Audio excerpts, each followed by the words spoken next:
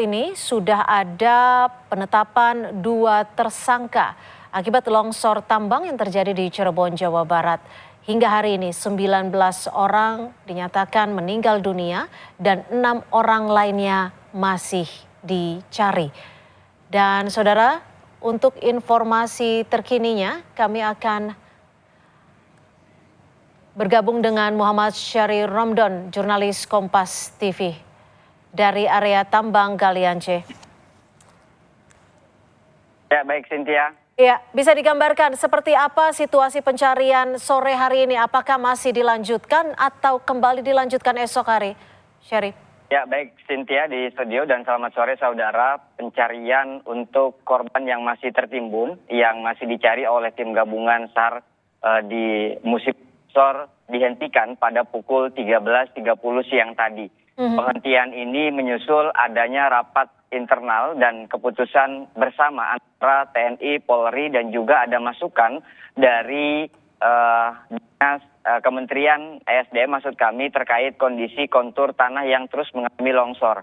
Artinya ini sangat membahayakan sekali bagi para petugas yang melakukan pencarian sehingga akhirnya mereka, para tim ini menunggu perbantuan alat untuk mendeteksi titik-titik mana yang sangat rawan perlu dihindari pada saat proses pencarian itu.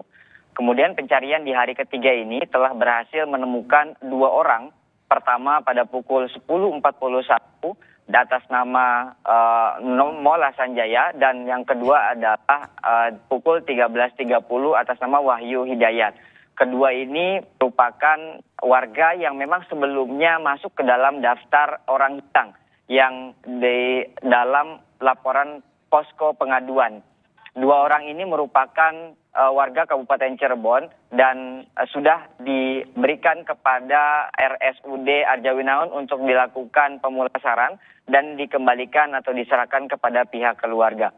Proses pencarian di hari ketiga ini dan di 06320 Kabupaten Cirebon menyampaikan ke kami bahwa akan dilakukan pencarian lanjutan esok hari. Tepat pada pukul 7 pagi, mengingat banyak sekali sekitar 6 orang yang masih masuk dalam daftar hilang dan harus dilakukan pencarian di hari berikutnya, Cynthia. Baik, terima kasih atas informasi Anda, Muhammad Syahri Romdon, jurnalis Kompas TV melaporkan langsung dari lokasi longsor tambang di Cirebon.